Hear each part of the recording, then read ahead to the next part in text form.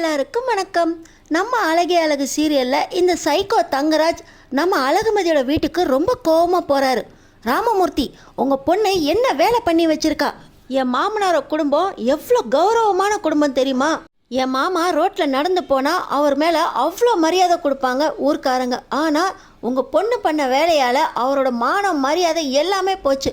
ஊரையே கூட்டி வச்சு ரோட்டில் உக்காந்து மானத்தை வாங்கிட்டா. இது பத்தாதுன்னு உங்கள் பொண்ணை உங்கள் வீட்டுக்கு கூட்டிகிட்டு வந்து இப்போ போலீஸ் ஸ்டேஷனில் போய் சுரேஷ்கிட்டையே சுரேஷை பற்றி கம்ப்ளைண்ட் வேறு பண்ணுறா. ஏதோ சுரேஷ் அந்த கம்ப்ளைண்ட்டை கிழிச்சு போட்டதுனால அவ்வளோ பெரிய அசிங்கத்தை தடுத்திருக்கான் சுரேஷ். உங்கள் பொண்ணை அடங்கவே மாட்டாளா? உங்கள் வீட்டுக்கு கூட்டிகிட்டு வந்து பத்திரமா புத்திமதி சொல்லுவீங்கன்னு பார்த்தா போலீஸ் ஸ்டேஷன் வரைக்கும் போயிருக்கா. நீங்கள் பாட்டு அமைதியாக இருக்கீங்க அப்படின்னு தங்கராஜ் லபதிபோன்னு கத்தவே ஆரம்பிச்சிட்டாரு. சார், அது என் பொண்ணு உங்களை நம்பி உங்கள் வார்த்தைக்கு கட்டுப்பட்டு தான் அந்த குடும்பத்தில் கட்டி வச்சேன். ஆனால் என் பொண்ணை அந்த நேரத்தில் வாசலில் திண்ணையில் உட்கார வச்சுருக்காங்க சார். வீட்டை பூட்டிட்டு எல்லாரும் உள்ளே உட்காந்துருக்காங்க. என் பொண்ணை எதுக்கு வெளியே உட்கார வச்சுருக்கீங்க அப்படின்னு ஒரே ஒரு வார்த்தை கேட்டதுக்கு, நல்ல வேளை அவளா வெளியே போயிட்டா, அவளை மட்டும் உள்ளே விட்டுருந்தோம்னா எங்களை கொன்னே போட்டிருப்பா அப்படின்னு சம்மந்தி அம்மா சொல்கிறாங்க. உங்கள் பொண்ணு வார்த்தைக்கு வார்த்தை எதிர்த்து பேசுகிறா, குடும்பத்தை மதிச்சே நடக்க மாட்டேங்கிறா அப்படின்னு சம்மந்தி சொல்கிறாரு. அவங்க பொண்ணாக இருந்தால் இந்த நேரத்தில் வெளியே வாசலில் உட்கார வச்சுருப்பாங்களா? இப்படிப்பட்ட பொண்ணு எங்கள் வீட்டுக்கு வேண்டவே வேண்டாம் அப்படின்னு அவங்க வாசலில் நிற்க வச்சுருக்காங்க. இதையெல்லாம் கேட்டுக்கிட்டு மாப்பிள்ளை ஒரு வார்த்தை கூட மதிக்காக சப்போர்ட் பண்ணி பேச வரல. என் பொண்ணு மதி தேவையில்லாமல் பிரச்சனை பண்ணுறவ கிடையாது. கல்யாணமே வேண்டான்னு சொல்லிக்கி சந்தோஷமாக வேலைக்கு போய்கிட்டு இருந்த பொண்ணு. குடும்ப சூழ்நிலை காரணமாக உங்களோட மிரட்டலுக்கு பயந்து நான் அந்த பொண்ணை கட்டாயப்படுத்தி அந்த குடும்பத்தில் கல்யாணம் பண்ணி வச்சேன். என் பொண்ணு எல்லா சூழ்நிலையும் அனுசரித்து போகக்கூடிய பொண்ணு. ஆனால் அவளையே வாசலில் உட்கார வச்சுருக்காங்க. இதுக்கு மேலே என் பொண்ணை நம்பி அந்த வீட்டுக்கு என்னால் அனுப்ப முடியாது சார் அப்படின்னு நம்ம ராமமூர்த்தி தங்கராஜிக்கிட்டேயே பேச, என்ன ராமமூர்த்தி சவுண்டெல்லாம் அதிகமாக இருக்குது? உங்கள் பொண்ணுக்காக இந்த தங்கராஜையே எதிர்த்து பேசுகிறீங்க? இந்த தங்கராஜிக்கிட்ட 18 வருஷமாக வேலை பார்த்துக்கிட்டு இருக்கீங்க. நான் சொன்ன சொல்லுக்கு எதிர் வார்த்தை இது வரைக்கும் வந்ததில்லை. அதனால தான் பேசி உங்களுக்கு புரிய வச்சு பொண்ணுக்கு அட்வைஸ் பண்ணி நல்லபடியாக அந்த குடும்பத்தில் சேர்த்து வாழ வைக்கலான்ட்டு வந்தேன். ஆனால் நீங்கள் உங்கள் பேசுகிற பேச்சு எதுவுமே சரியில்லை. உங்கள் பொண்ணுக்கு வக்காலத்து வாங்கிக்கிட்டு இருக்கீங்க. உங்கள் பொண்ணை பற்றி தான் தெரியுமே. கல்யாணத்துக்கு முன்னாடியே எஸ்ஐ சுரேஷை பற்றி வீடியோ போட்டு சோஷியல் மீடியாவில் அவனோட மானத்தை வாங்கினவ. நேராக கமிஷனர் ஆஃபீஸ் எஸ்பி ஆஃபீஸ்க்கே போய் கம்ப்ளைண்ட் பண்ணி அவனோட வேலை போகிறதுக்கு காரணமாக இருந்தவ. ஒரே ஒரு வீடியோ போட்டு நான் செஞ்சதெல்லாம் தப்பு அப்படின்னு மன்னிப்பு வீடியோ போட சொன்னால் கூட முடியாது அப்படின்னு என் வீட்டுக்கே வந்து என்னையே எதிர்த்து பேசினவ. ஏதோ நீங்கள் கடன் பட்டீங்க, உங்களுக்கு வீட்டு லோனு, உங்கள் பொண்ணுக்கு படிப்பு எல்லாத்துக்கும் நான் உதவி செஞ்சுருக்கேன். அந்த பணத்துக்காக உங்கள் பொண்ணை என்னோடய மாமா வீட்டில் என்னோடய மச்சானுக்கு கல்யாணம் பண்ணி வச்சேன். இவ்வளோ பெரிய நல்ல குடும்பத்தில் எங்கள் வீட்டில் உங்களை சம்மந்தியாக்கி உங்கள் பொண்ணையும் அங்கே ஏற்றுக்க வச்சுருக்கேன். குடும்ப மானத்தையே வாங்கிட்டு வந்து நிற்கிறா. அந்த குடும்பத்தோட கௌரவம் பற்றி வெளியே விசாரிச்சு பாருங்கள், தெரியும். என் பொண்ணு தப்பே செஞ்சிருக்க மாட்டா, எதிர்த்து வார்த்தையே பேச மாட்டா, மரியாதை கொடுப்பா அப்படின்னு உங்கள் பொண்ணுக்கு வக்காலத்து வாங்கிக்கிட்டு இருக்கீங்க. நீங்கள் அவளோட அப்பா தானே. என்கிட்ட நீங்கள் கடன் வாங்கின கடனை திருப்பி கொடுத்தீங்களா? இந்த தங்கராஜோட தயவால் தான் இந்த வீட்டில் நீங்கள் நிற்கிறீங்க. உங்கள் பெரிய பொண்ணுக்கு வேலை கிடச்சிருக்கு. உங்கள் சின்ன பொண்ணு கௌரவமாக படிச்சுக்கிட்டு வெளியே நடமாடிக்கிட்டு இருக்கா. இந்த தங்கராஜ் மட்டும் ஒரு வார்த்தை சொன்னேன், இந்த நிமிஷமே உங்களை வீட்டை காலி பண்ண வச்சுருவாங்க என்னோட ஆட்கள். உங்கள் பொண்ணுக்கு படிப்பும் இருக்காது. உங்கள் மேலே திருட்டு பட்டம் கட்டி உங்களை கம்பெனிலேருந்து விரட்டி போலீஸ் ஸ்டேஷனுக்கு அமுச்சு வச்சுருவேன். அதுக்கப்புறம் நீங்கள் தண்டனை முடிஞ்சு வெளியே வர்றப்போ உங்கள் குடும்பம் நடு தெருவில் நிற்கும். மறந்து போச்சா எல்லாம்? 30 லட்சம் ரூபாய் கடனை ஒரு வாரத்தில் திருப்பி கொடுங்கன்னு டைம் கொடுத்தேன். திருப்பி கொடுக்க முடியாமல் என் காலில் விழுந்தீங்க. ஏதோ போனால் போது, கடனை திருப்பி கொடுக்க வேண்டாம், உங்கள் பொண்ணால் போன வேலை மறுபடியும் உங்கள் பொண்ணாலே கிடைக்கட்டும் அப்படின்னு நல்ல வாழ்க்கை அமைச்சு கொடுத்தவன் இந்த தங்கராஜ். என் மாமனார் எனக்கு ஃபோன் போட்டு சொல்கிறாரு, இந்த மாதிரி ஒரு பொண்ணை நான் பார்த்ததே இல்லை. வீட்டுக்கு அடங்காத பொண்ணை என் பையனுக்கு கல்யாணம் பண்ணி வச்சு என் பையனோட வாழ்க்கையே கெடுத்துட்டீங்க அப்படின்னு சொல்கிறாரு. இங்கே வந்து பார்த்தா சுரேஷ் என் ஸ்டேஷனுக்கே வந்து அவன் என் மேலேயே கம்ப்ளைண்ட் பண்ணுறான் மாமா அப்படின்னு சொல்கிறான். எனக்கே ஒரே அவமானமாக போச்சு. என்னை எதிர்த்து இது வரைக்கும் யாரும் ஒரு சொல் சொன்னதில்லை. அந்த மாதிரி இந்த தங்கராஜ் நடந்துக்கிட்டதும் இல்லை. ஆனால் உங்கள் பொண்ணால் என் மாமா என்கிட்டயே கம்ப்ளைண்ட் பண்ணிக்கிட்டு இருக்காரு. சுரேஷ் என்கிட்ட வந்து என் ஸ்டேஷனுக்கே வந்து இவ கம்ப்ளைண்ட் பண்ணுறா மாமா, என்ன பண்ணுறதுன்னு என்கிட்ட கேட்குறான். சுரேஷ்கிட்ட சொல்லி வச்சுருக்கேன், இனிமேல் உங்கள் வீட்டுக்கு மறுபடியும் அணுகுமதி வர்றப்போ உன் பேச்சுக்கு கட்டுப்பட்டு இருப்பா, உனக்கு அடங்கி இருப்பா, குடும்பத்துக்கு ஏற்ற பொண்ணாக மாறி இருப்பா, அவங்க அப்பா எல்லாம் சொல்லி நல்ல பொண்ணாக அனுப்பி வைப்பாருன்னு சொல்லியிருக்கேன். நீங்கள் என்னென்னா இந்த மாதிரி ஒரு வாழ்க்கையே வேண்டாம் அப்படின்னு கிடைச்ச நல்ல சந்தர்ப்பத்தை நழுவ விடுறீங்க. உங்கள் பொண்ணுக்கு இதை விட நல்ல மாப்பிள்ளை எப்படி கிடைக்கும்? இவன் எஸ்ஐ மட்டும் இல்லை, அடுத்தாப்புல இன்ஸ்பெக்டர், அதுக்கப்புறம் எஸ்பி அப்படின்னு ப்ரமோஷன் மேலே ப்ரமோஷன் வாங்கி போய்கிட்டே இருப்பான். உங்களால் இப்படிப்பட்ட ஒரு பெரிய இடத்துல கல்யாணம் பண்ணி வைக்க முடியுமா? பேசுகிறீங்க என்னமோ உங்கள் பொண்ணை வெளியே நிறுத்திட்டாங்கன்னு. உங்கள் பொண்ணு பேசினதெல்லாம் கேட்டிங்களா அப்படின்னு சொல்ல, அப்பா இவருக்கெல்லாம் சொன்னால் புரியாதுப்பா, இவரும் ரேவதி அக்காவை அப்படி தான் நடத்திக்கிட்டு இருக்காரு, இவர்கிட்ட மட்டும் நீங்கள் தயவு தாட்சணையெல்லாம் எதிர்பார்க்காதீங்க. யாரு கண்டா இவர் கூட இவருடைய மனைவி கோட்டை தாண்டக்கூடாது, சொன்ன சொல் கேட்கணும் அப்படின்னு வெளியே நிறுத்தி வேடிக்கை பார்த்துருப்பாரு. வீட்டுக்குள்ளே உட்காந்து மனைவியை பற்றி தப்பு தப்பாக என்ன வேணால் யார்கிட்ட வேணால் சொல்லியிருப்பாரு. இதெல்லாம் உண்மையாக நடந்திருக்கும்ப்பா. ஆனால் அப்படிப்பட்ட சுயமரியாதை இல்லாத கேவலமான வாழ்க்கையை வாழணும்னு நான் நினைக்கலப்பா.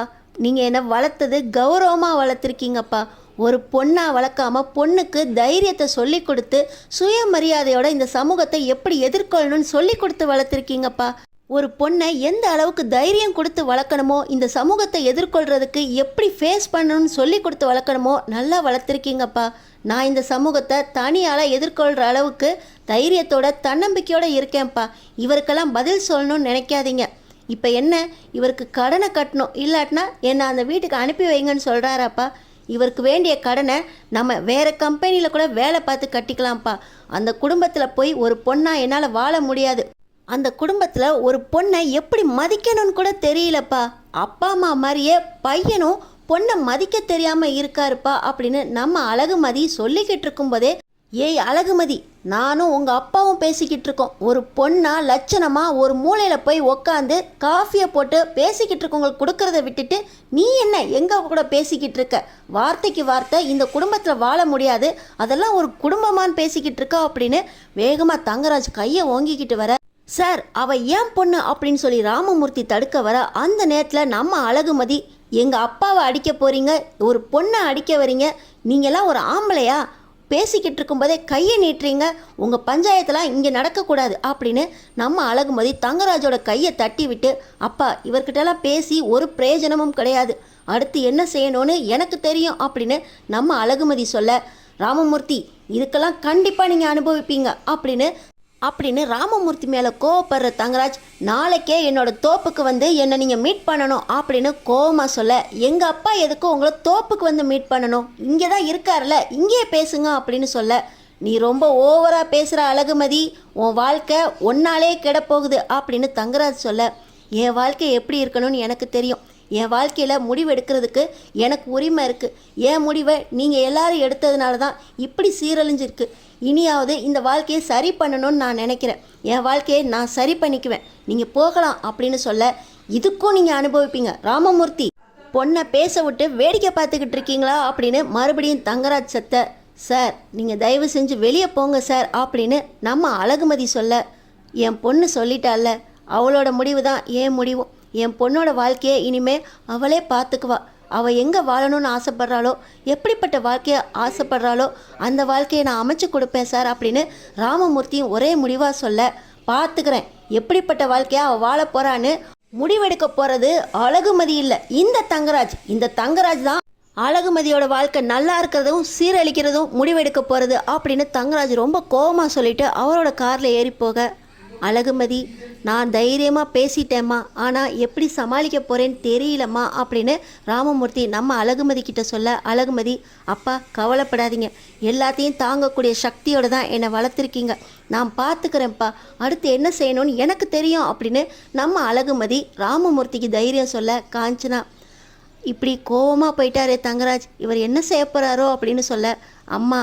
அப்பாவுக்கு சொன்னது தான் உங்களுக்கும், தைரியமாக இருங்கம்மா, அப்பா என்ன ரொம்ப தைரியமாக வளர்த்துருக்காங்க அப்படின்னு தைரியம் சொல்லிக்கிட்டு இருக்காங்க.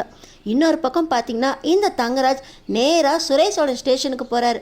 போன உடனே மாமா அவளை பார்த்து பேசுனீங்களா அப்படின்னு கேட்க தங்கராஜ், நம்ம பேசினா அவ கேட்கக்கூடிய ஆளாடா, அவ எல்லாத்துக்கும் துணிஞ்சிட்டாடா. இந்த தங்கராஜ் யாருன்னு அவளுக்கு தெரியல. அவ துணிஞ்சா அந்த கொட்டத்தை அடக்கிறது எப்படின்னு எனக்கு தெரியும். மதி அவங்க அப்பா அம்மா வீட்டில் அவங்க அப்பாவோட இருக்கிற தைரியத்தில் இந்த தங்கராஜுக்கே மறு வார்த்தை பேசிட்டா.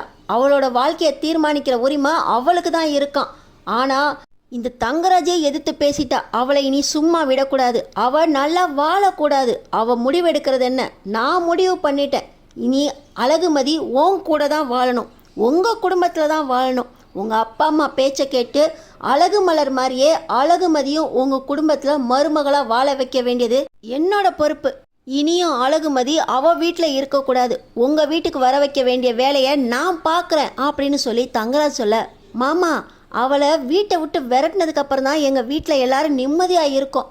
மறுபடியும் அழகுமதி வீட்டுக்கு வந்தால் இந்த வீட்டில் உன்கிட்ட பொட்டி பாம்பாக அடங்கி இருக்கணும். பெரியவங்களுக்கு மரியாதை கொடுக்கணும். அவளோட ஆணவத்தும் அகம்பாக பேச்சு எதுவுமே இருக்கக்கூடாது. நீ நின்னுன்னு சொன்னால் நிற்கணும், உக்காருன்னு சொன்னால் உக்காரணும். இப்படிப்பட்ட பொண்ணாக தான் மறுபடியும் அழகுமதி வீட்டுக்குள்ளே நுழையணும் அப்படின்னு அப்பா சொல்லியிருக்காரு மாமா. அவள் இன்னமும் உங்கள்கிட்டையும் திமிராக தான் பேசியிருக்கா. அவளை போய் மறுபடியும் வீட்டுக்கு கூட்டிட்டு வாங்கன்னு சொல்கிறீங்க அப்படின்னு சுரேஷ் தங்கராஜ் கிட்ட கேட்க, இப்படிப்பட்ட ஒரு பொண்ணாக தான் இருப்பான்னு நினச்சி உனக்கு அவளை கல்யாணம் பண்ணி வச்சேன். நீ அவளை அடக்கிடுவ அப்படின்னு நான் அவளை உனக்கு கல்யாணம் பண்ணி வச்சேன். அவளை அழகுக்கு என்னடா? அவளை பார்த்து தடவையே நீ அவளை சைட் அடிச்சில. உனக்கு அவளை பிடிச்சிருக்கு தானே? உனக்கு ஏற்ற பொண்ணா அவளை மாத்துடா. நீலாம் ஒரு சப் இன்ஸ்பெக்டர். உனக்கு போலீஸ் வேலை வாங்கி கொடுத்ததே தப்புன்னு நினைக்கிறேன். ஒரு போலீஸ்காரனா பொண்டாட்டியை அடக்கிக்கணும். நீ இத்தனை நாள் கொடுத்தும் அவளை அடக்கலை. அவளை எப்படி அடக்கணும்னு எனக்கு தெரியும்டா. டேய் ராஜா, அந்த அக்கௌண்ட்ஸ் புக்கை எடுத்துகிட்டு வா. இந்த ராமமூர்த்தி மேலே இருக்க எல்லா அக்கௌண்ட்டும் எனக்கு இப்போ என் பார்வைக்கு வரணும் அப்படின்னு சொல்லி தன்னோட அடியாள்கிட்ட இந்த தங்கராஜ் ராமமூர்த்தியோட பழைய கணக்கை எடுக்க சொல்கிறார். ஏற்கனவே வீட்டுக்கு வாங்கின 25 லட்சம் ரூபாய் லோன், படிப்புக்குன்னு வாங்கின 10 லட்சம் ரூபாய் லோன், அதோட நம்ம அழகுமதி கல்யாணத்தோட ராமமூர்த்திக்கு ஹார்ட் அட்டாக் வந்தப்போ அவர் செலவு பண்ண 15 லட்சம் ரூபாய், அப்படி இப்படின்னு 50 லட்சம் ரூபாய் வந்துருச்சு. உன் நின்று போன கல்யாணம் நடக்கிறதுக்காக இந்த 50 லட்சம் ரூபாயை இந்த தங்கராஜ் உன் கல்யாணத்துக்காக அழகுமதியோட சீதனமாக கொடுத்தாண்டா. ஆனால் உனக்கே அடங்க மாட்டேன், எங்கள் அப்பன் கூட தான் இருப்பேன் அப்படின்னு இந்த தங்கராஜ் வார்த்தைக்கு எதிர் வார்த்தை பேசின அந்த அழகுமதி. இனி அந்த அழகுமதி வீட்டில் 50 லட்சம் ரூபாய் கட்டினா தான் அந்த வீட்டில் இருக்கணும்.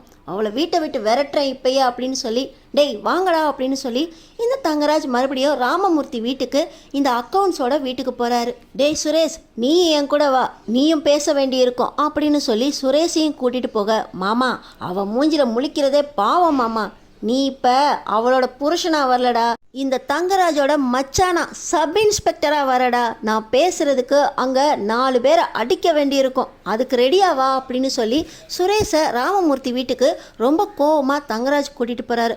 அங்கே போனோடனே, சார் இப்போ தானே கிளம்பி போனீங்க, என் பொண்ணை நான் அவங்க வீட்டுக்கு அனுப்ப மாட்டேன் சார் அப்படின்னு போன உடனே ராமமூர்த்தி சொல்ல, உன் பொண்ணை நீ அனுப்பாட்டினா மறுபடியும் நீ எனக்கு கட்ட வேண்டிய 50 லட்சம் ரூபாய் கடனுக்கு இந்த வீட்டை இன்னும் ஒரே வாரத்தில் காலி பண்ணு, இல்லை 50 லட்சம் ரூபாய் கடனை கட்டு. அதுவும் முடியாதா? என் மச்சானோட உன் அழகுமதியை அடங்கி அந்த வீட்டில் மருமகளாக வாழ சொல்லு. அந்த வீட்டில் யார் என்ன சொன்னாலும் எதிர்பேச்சு பேசாமல் நில்லுனா நிற்கணும், உக்காருனா உக்காரணும். மொத்தத்தில் அடங்கி வாழணும். மன்னிப்பு கேளுன்னு சொன்னால் கேட்கணும். செய்யாத தப்போ செஞ்ச தப்போ எதுனாலும் என்ன சொன்னாலும் கேட்கணும் அப்படின்னு தங்கராஜ் சொல்கிறார். சார் இப்படிப்பட்ட வாழ்க்கை வேண்டான்னு சொல்லி தான் சார் என் பொண்ணை இந்த வீட்டுக்கு கூட்டிகிட்டு வந்தேன். மறுபடியும் என் பொண்ணை என் கையாலே அந்த நரகத்தில் தள்ள முடியாது சார் அப்படின்னு சொல்ல, அப்போது இந்த வீட்டை விட்டு காலி பண்ணு. என் கம்பெனியில் நீ கையாடல் பண்ணிய 10 லட்சம் ரூபாய், அந்த 10 லட்சம் ரூபாயை திருப்பி கொடு, இல்லை என் மச்சானே உன்னை அரெஸ்ட் பண்ணுவான். உன்னோட மாப்பிள்ளை தன்னோட மாமனார் ராமமூர்த்தியை அரெஸ்ட் பண்ணாரு, சொந்த விருப்பு வெறுப்பு இல்லாமல் மாப்பிள்ளைய மாமனாரை அரெஸ்ட் பண்ணாரு அப்படின்னு பெருமையாக நாளைக்கு பேப்பரில் கொட்டை எழுத்தில் வரும். என் மாப்பிள்ளை அரெஸ்ட் வாரண்ட்டோட வந்திருக்கான் அப்படின்னு சொல்லி இந்த தங்கராஜ் சுரேஷ் கையில் அரெஸ்ட் வாரண்ட்டை காட்டுறாரு. சார் அது நான் பணம் எடுக்கவே இல்லையே சார். என்னை பற்றி தெரியாதா? இந்த தங்கராஜ்கிட்ட 18 வருஷம் வேலை பார்த்துருக்க. தங்கராஜை பற்றி தெரியாதா? தங்கராஜ்கிட்ட 10 லட்சம் ரூபாய் கம்பெனியில் கையாடல் பண்ணியிருக்க. இதோ அரெஸ்ட் வாரண்ட், அதற்கான சாட்சியையும் நான் எப்பயோ ஏற்பாடு பண்ணிட்டேன். சுரேஷ் அரெஸ்ட் him அப்படின்னு சொல்லி இந்த தங்கராஜ் ராமமூர்த்தியை அரெஸ்ட் பண்ண சொல்ல அந்த நேரத்தில் நம்ம அழகுமதி எஸ்பியோட உள்ள நுழையிறாங்க. சார் வீட்டுக்குள்ளே புகுந்து அராஜகம் பண்ணுறாங்க சார். நான் அவர்கிட்ட கேஸ் கொடுக்க போனால் அந்த கேஸை வாங்காமல் எங்கள் அப்பா மேலே கேஸை திருப்பி அவர் மேலே பொய்யா திருட்டு புகார் கட்டி அவரோட மாப்பிள்ளை என்னோடய வீட்டுக்காரரே எங்கள் அப்பாவை அரெஸ்ட் பண்ணுறாரு சார். இதில் எதுவுமே உண்மை இல்லை அப்படின்னு நம்ம அழகுமதி எஸ்பி சார்கிட்ட மறுபடியும் பதில் கம்ப்ளைண்ட் கொடுக்க, சுரேஷ் என்ன நடக்குது? உன் மனைவி ஏற்கனவே உன் மேலே கம்ப்ளைண்ட் பண்ணியிருந்தாங்க. அதுக்குள்ளே நீ உன் மாமனாரை அரெஸ்ட் பண்ணுறதுக்காக உன் மச்சானோட சேர்ந்துக்கிட்டு மறுபடியும் கட்ட பஞ்சாயத்துன்னு ஆரம்பிச்சிருக்க. ஒழுங்கா உன் மாமனார்கிட்டையும் மனைவிக்கிட்டையும் மன்னிப்பு கேட்டு மதியோட சந்தோஷமாக வாழப்பாரு. இல்லை நானே உன்னை சஸ்பெண்ட் பண்ணி அரெஸ்ட் பண்ண வேண்டியிருக்கும். அரெஸ்ட் வாரண்ட்டும் நானே கொடுப்பேன் அப்படின்னு சொல்லி எஸ்பி சார் சொல்ல, சார் அது அழகுமதி நீயே சொல்லு அப்படின்னு சொல்லி சுரேஷ் நம்ம அழகுமதி கிட்ட கெஞ்ச, சார் அதெல்லாம் வேண்டாம் சார். எங்கள் அப்பா கிட்ட மரியாதை இல்லாமல் நடந்துக்கிட்ட இந்த தங்கராஜும் இந்த சுரேஷும் எங்கள் அப்பா கிட்ட நேரடியாக மன்னிப்பு கேட்கணும். அவர் எங்கள் அப்பா மேலே கொடுத்த கேஸை வாபஸ் வாங்கி மன்னிப்பு கடிதம் கொடுக்கணும். நான் கொடுத்த கம்ப்ளைண்ட்டுக்கு அவங்க அப்பா அம்மா கிட்ட இந்த சுரேஷ் விசாரணை செய்யணும். இந்த எஸ்ஐ சுரேஷ் நேர்மையாக எஸ்ஐயாக அவங்க அப்பா அம்மா கிட்ட விசாரணை செய்யணும் அப்படின்னு நம்ம அழகுமதி எஸ்பி கிட்ட சொல்ல, சுரேஷ் இந்த விசாரணையை நேரடியாக செஞ்சு அதுக்கான பதிலை எனக்கு நீ நாளைக்கு சப்மிட் பண்ணணும் அப்படின்னு எஸ்பி சார் ஆர்டர் போட, எஸ் சார் அப்படின்னு அடங்கி போகிறாரு சுரேஷ். தங்கராஜ் ராமமூர்த்தி கிட்ட மன்னிப்பு கேளுங்க, இல்லை உங்கள் மேலே அரெஸ்ட் வாரண்ட் பிறப்பிக்கணும் அப்படின்னு எஸ்பி சார் சொன்ன உடனே, சார் அது நான் எந்த தப்புமே செய்யலை. எந்த தப்பு செய்யாத ராமமூர்த்தியை நீங்கள் அரெஸ்ட் பண்ண சொல்லி சுரேஷை கூப்பிட்டு வந்தீங்கல்ல, இப்போ எந்த தப்புமே நீங்கள் செய்யாட்டினாலும் அவர்கிட்ட மன்னிப்பு கேளுங்க அப்படின்னு சொல்லி எஸ்பி சார் தங்கராஜை சொல்ல, நம்ம தங்கராஜ் பணிஞ்சு என்னை மன்னிச்சிருங்க ராமமூர்த்தி அப்படின்னு சொல்ல, அதெல்லாம் வேண்டாம் சார் அப்படின்னு ராமமூர்த்தி சொல்ல, அடுத்தடுத்து என்ன நடக்க போகுது, நம்ம அழகுமதியோட அடுத்த கட்ட நடவடிக்கை என்ன தெரிஞ்சுக்கிறதுக்கு நம்ம சேனலை சப்ஸ்கிரைப் பண்ணி தொடர்ந்து பாருங்கள்.